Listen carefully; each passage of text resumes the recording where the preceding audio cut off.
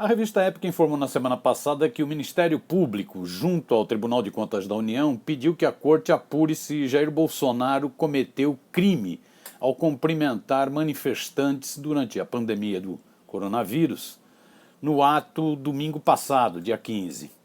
Além de incentivar uma manifestação fascista pelo fechamento do Congresso Nacional e do Supremo Tribunal Federal, o capetão teria atentado contra a saúde pública. Lucas Rocha, o subprocurador-geral, junto ao TSU, foi enfático no seu pedido de investigação. Disse ele, ignorando o enorme risco à saúde pública de expansão do coronavírus entre os brasileiros e contrariando as determinações de órgãos federais e distritais da saúde, Jair Bolsonaro saiu às ruas para interagir pessoalmente com os manifestantes. O subprocurador-geral também afirma que o presidente da República, chefe do Poder Executivo no Brasil, incentivou em pessoa e participou de uma manifestação contrária ao poder legislativo e ao poder judiciário. E isso é gravíssimo, disse ele. Para ele, isso é crime passível de impeachment. Enquanto o capetão não é internado, interditado ou empichado, a pandemia do coronavírus segue apavorando os brasileiros, inclusive os ricaços e elementos da chamada classe média que apoiaram o fascista. O Núcleo de Operações de Inteligência em Saúde, NOIS, divulgou nesta terça-feira, dia 17, o resultado de um estudo inédito que traz a projeção dos casos de infecção por Covid-19 até 26 de março. A propagação pode alcançar 4.900 casos, diz o estudo. Será que agora o irresponsável do capetão ainda acha que é tudo fantasia? Ainda de acordo com esse estudo, desde 29 de fevereiro, quando foi detectado o primeiro caso no Brasil, a doença já cresceu 32% ao dia, chegando a 200 casos confirmados em 15 de março. Na projeção, São Paulo será responsável por 68% dos casos, ficando entre 2.500 e 3.380 infectados nesse período. Em comparação com outros 8 países, Irã, Itália, Coreia do Sul, Espanha, França, Alemanha, China e Estados Unidos, ficou evidente que a evolução da pandemia no Brasil está ocorrendo de forma muito rápida, afirma esse estudo do Núcleo de Operações e Inteligência em Saúde.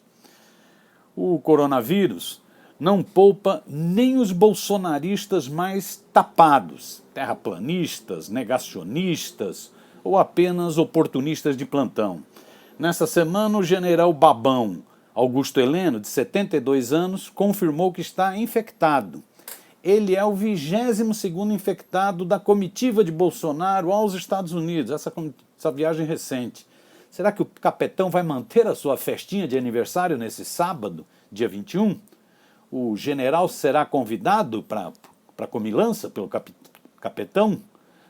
O capetão também pode convidar para a sua festinha de alguns anos milicianos mais ativos, que fazem tão mal à saúde pública como o coronavírus.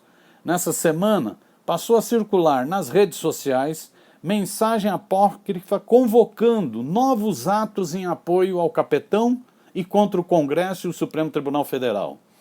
Essa mensagem propõe concentração na frente dos quartéis em 31 de março, em homenagem ao golpe militar de 1964. Até os generais mais subservientes ao capitão estão preocupados com essa maluquice.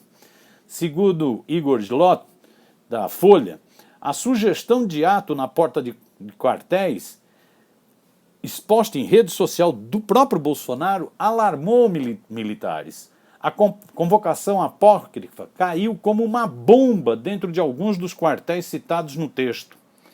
Será que os generais, que são cúmplices e submissos, vão peitar o capitão agora? Ainda segundo a Folha, o próprio Bolsonaro indicou apoio a seu estilo a esses atos nos quartéis. Diante dessa postura, Oficiais generais disseram, segundo a Folha, acreditar em uma provocação barata, visando associar os militares aos polêmicos atos que pedem o fechamento do Congresso e do Supremo. E agora? Vão reagir?